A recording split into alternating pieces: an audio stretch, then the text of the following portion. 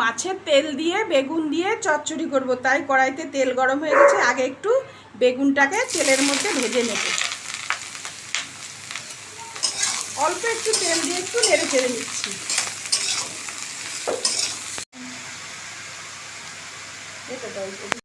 সামান্য একটু হলুদ গুঁড়ো দিয়ে দিলাম।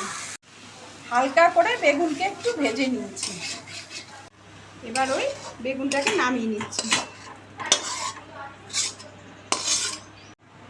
তেল গরম হয়ে গেছে, পেঁয়াজ লঙ্কা কুচিটা দিয়ে দিলাম, রসুন কুচিটাও দিয়ে দিলাম। এবার একটু নেড়ে চেড়ে ভেজে নেব। ঠিক এই ধরনের ভাজাটা হয়েছে পেঁয়াজ লঙ্কা রসুন। এবার টমেটো কুচিটাও দিয়ে দিচ্ছি, টমেটো কুচিও মিশিয়ে নিচ্ছি। ভাজা হয়ে গেছে, এবার নুন হলুদ মেখে রাখা মাছের তেলটা দিয়ে দিচ্ছি। এবার মিশিয়ে নিচ্ছি।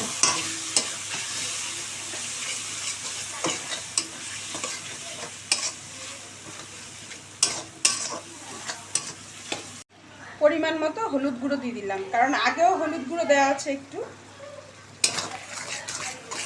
পরিমাণ মতো নুন দিয়ে দিলাম, একটু নেড়ে চেড়ে মিশিয়ে নিচ্ছি। এইভাবে কিছুক্ষণ আগে তেলটাকে ভেজে নেব। মাছের তেলটা ভাজা হয়ে গেছে, মাছের তেল থেকে তেল ছেড়ে দিয়েছে। এবার ভেজে রাখা বেগুনটা মিশিয়ে নিচ্ছি।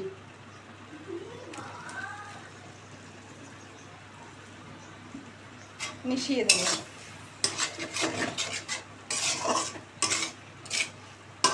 বেগুন দিয়ে মাছের তেলের চচ্চড়ি হয়ে গেছে। এবার ধনে পাতা দিয়ে নামিয়ে নেব। ধনে পাতাটা দিয়ে দিচ্ছি, মিশিয়ে দিলাম। একদম তৈরি হয়ে গেল। বেগুন দিয়ে মাছের তেলের চচ্চড়ি একদম কমপ্লিট। এবার গরম ভাতের সাথে সার্ভ করে নেব।